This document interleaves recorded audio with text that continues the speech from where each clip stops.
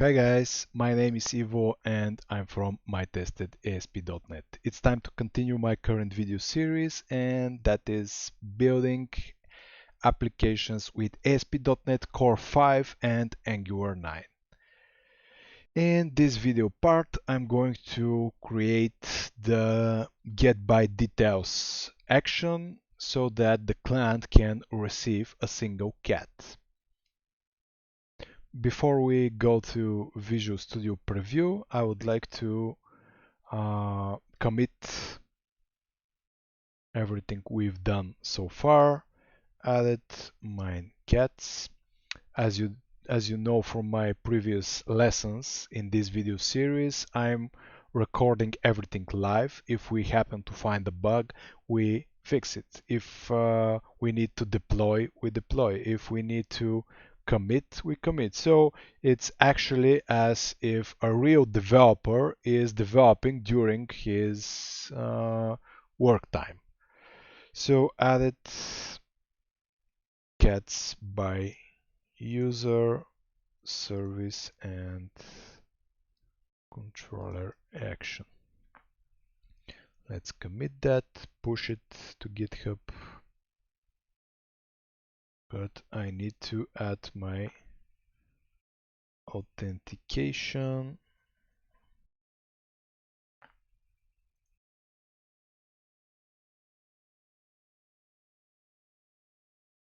I need to first pull, and now I should be able to push. I'm using, because some of you guys asked, I'm using Tortoise Git. If you want a graphic user interface which works kind of nice for Git or GitHub, you may install Tortoise Git. I'm very happy with it. I'm using it for all the basic needs, commit, pull, push, and if I need to use something more advanced on Git, then I use the bash console. Okay, so let's continue with the Visual Studio implementation of the get details action. So first I want to be authorized, then I want to have public async task cat details response model, which is currently missing. So let's create one. I'm going to add cat details response model, which essentially has the same as cat listing response model. So let's reuse it. Cat listing response model and cat details response model details like this. I notice that all my actions are authorized, so let's put that on controller level. There's no need to put it on every action. Good, so details should receive some cat ID. Cat's controller int ID.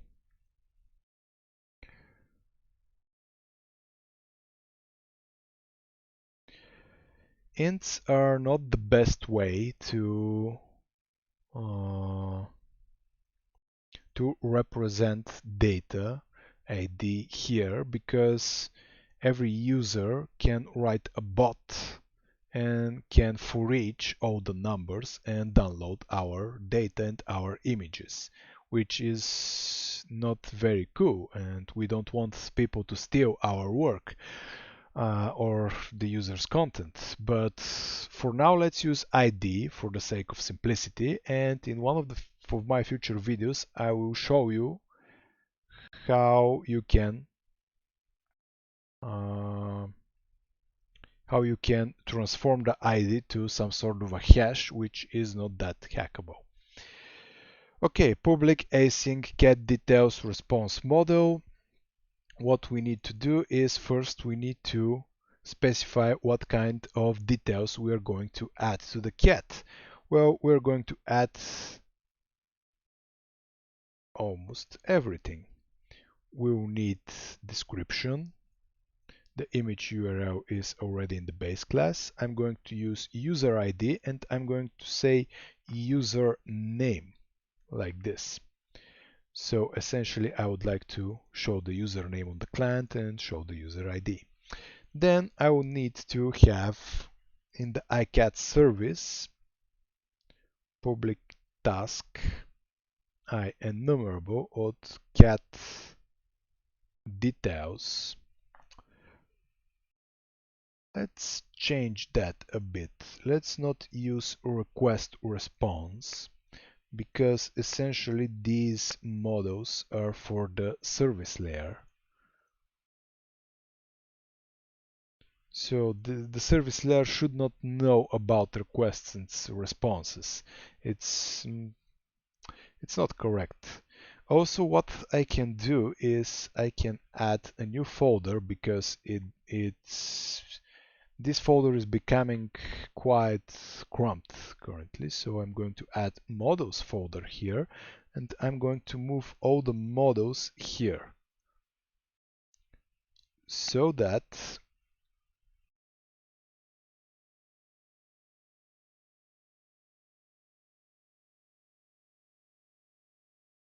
the folder will be a little bit more pretty. It should be.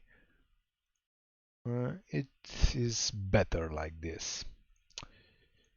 Okay, cat details model, cat listing model. Then I need to add the models here so that they can be used. iCat service the models should be added too, and they should be added here too. Also, I would need to do the same to the identity folder because I refactored the cats folder, but the identity folder should be the same. So let's add this here.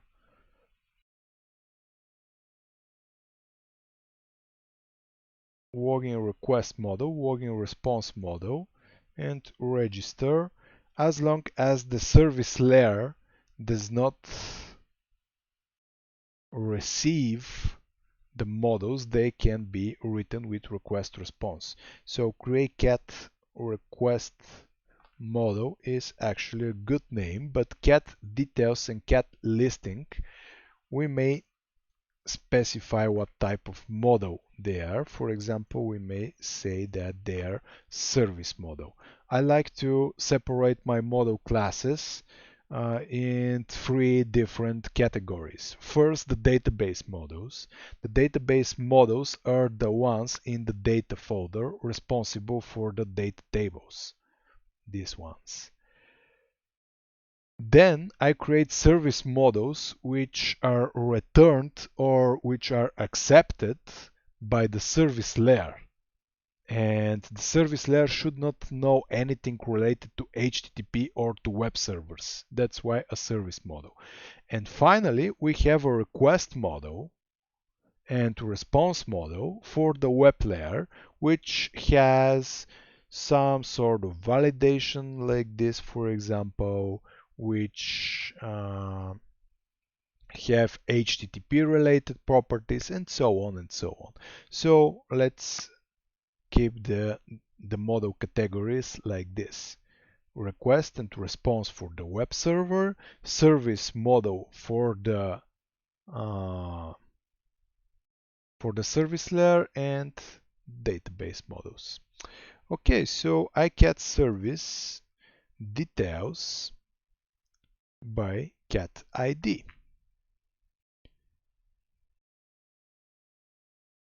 Cat details service model. Let's implement that.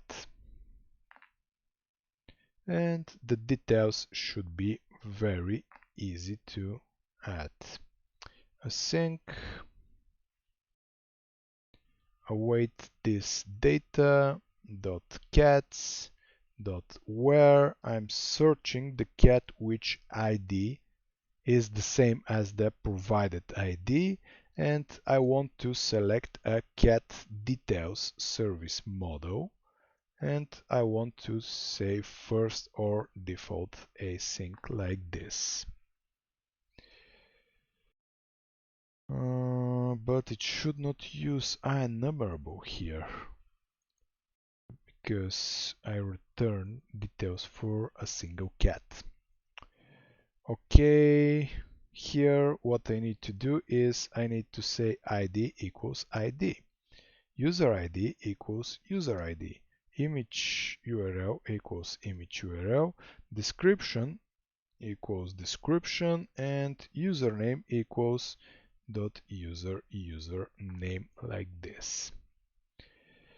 I definitely need to add automapper here. Okay, so now what I need to do is I need to get the cat, which is await this cat service details by the ID. Then if cat is no, return not found. But to use not found, I need to provide an action result of that. So let's use not found, otherwise return the cat.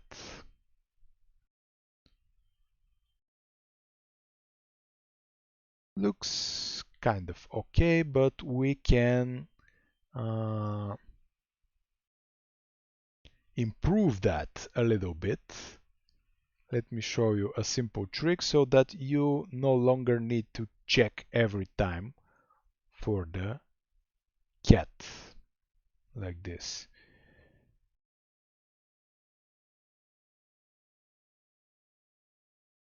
I'm going to show you two approaches to simplify this code. Even though it's simple enough, you don't need to write it every single time. So the first way is you can add an infrastructure class which is object extensions,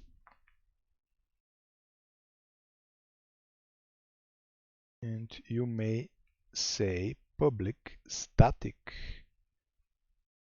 action result of the model, or not found the model generic the model. We're going to extend the model, and here we can say if model is no like this, return not found, new not found result like this, otherwise return the model. And what you can do from now on, you can go to the cat's controller and say return cat dot or not found like this. But still you need to remember that this extension method uh, exists. So in order to make it work for the whole application, we may add an action filter. So what I'm going to do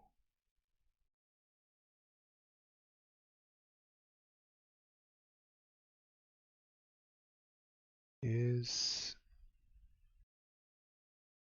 I'm going to add extensions, and I'm going to move all the extension classes here. Dot extensions.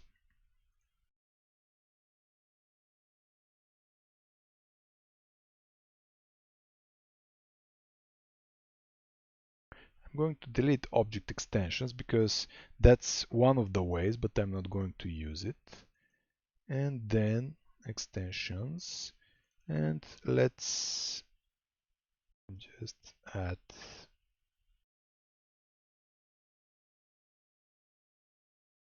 using infrastructure.extensions like this, and it should start working. Okay, and in the infrastructure I'm going to add filters. And I'm going to add model or not found action filter. Attribute actually.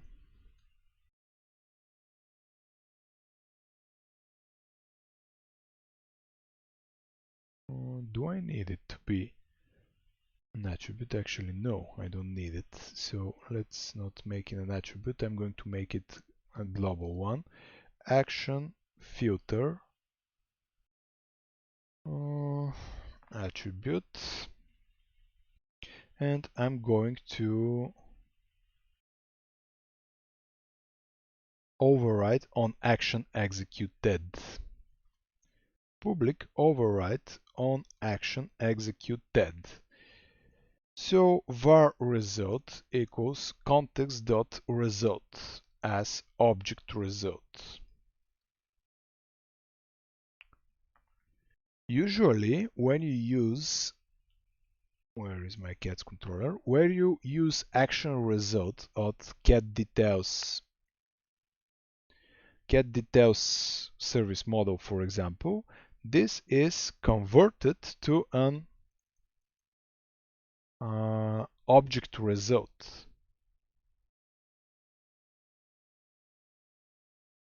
So what we can do here is we can check whether the result is object result. Then if result is not no, we may use pattern matching here.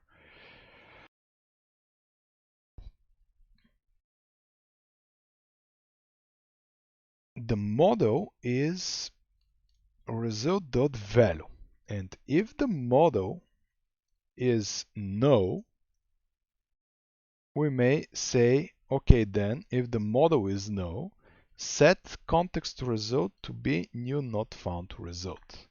Otherwise, leave it as it is. So this action filter should work, and we should add it to the global edge controllers.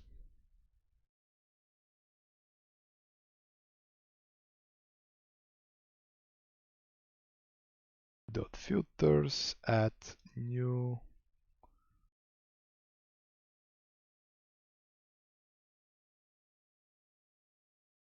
like this. But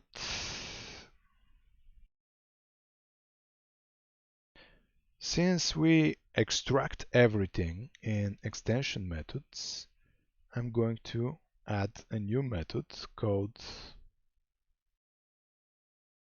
public static iService collection at API controllers. This iService collection, which should make services that add controllers like this.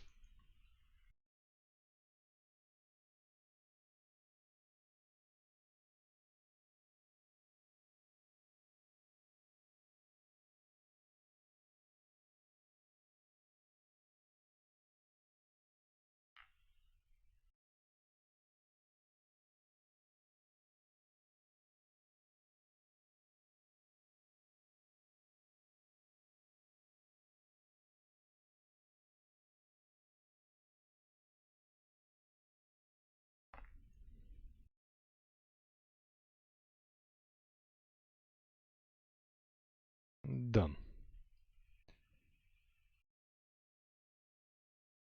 This way, the action filter should now validate every single response, and if it's no, it will return not found. So apparently now I can say return await, and I can even use a shorter syntax just because I extracted the common logic behind an action filter. Okay, what we need to do now is we need to test whether the details is working correctly, and we need to test our action filter too. But before we do that, I'm going to show you my mentorship program. I'm really excited about it because my plan is to include lots of different stuff in it, like exclusive video content, extra, not available publicly anywhere, private community, voting system, and many more. What you need to do is you need to go to my Patreon page, which is patreon.com/Ivailokenov.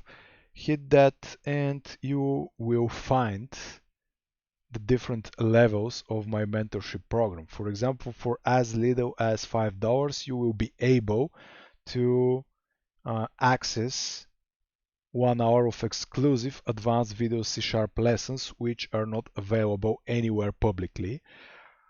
For the April, I am preparing a video about data structure efficiency, so you may find that useful. And each month I'm going to add more and more lessons. And different kind of tiers have different kind of gifts. For example, live event recordings, private community, voting system in which you may vote for my next videos. You may become my boss, which allows you to choose a C# topic and I will create a video and post it on YouTube and so on. Make sure you check my Patreon out. And additionally, I would like to show you where you can see the code I'm currently creating. It's in my GitHub, which is Ivailokenov again. You may follow me if you like. Go to repositories, write down TV here, and that's the repository on which I'm adding every single code line I'm showing you guys on my YouTube channel. So you may find every single video linked here and the code for it. So if you want, you may download it, you may play with it, you may change it, you may fork the repo, you may clone the repo, do whatever you like. I will appreciate if you give the project a star, and also you may watch the repo because usually I upload everything here before publish it in on YouTube, so you may receive it first. I would like to thank also my sponsors, which are Endeavor, Softuni, Smart IT, Nobohar, and 1bit Software.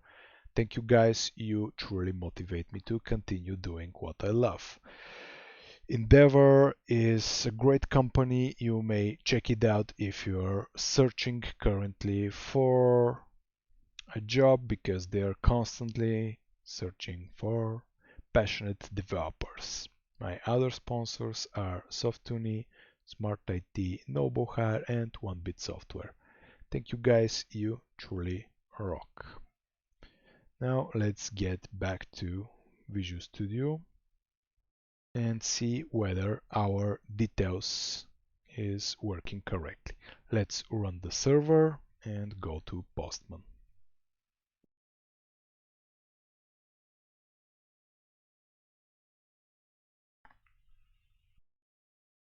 There's something wrong with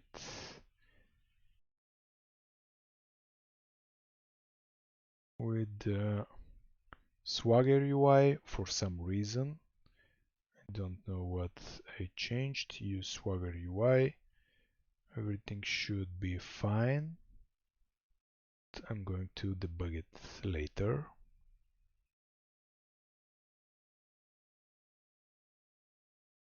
Let's go to Postman. So first, if I go to /cat/1, 404 not found. /cat/2, 404 not found. Let's see what's wrong here.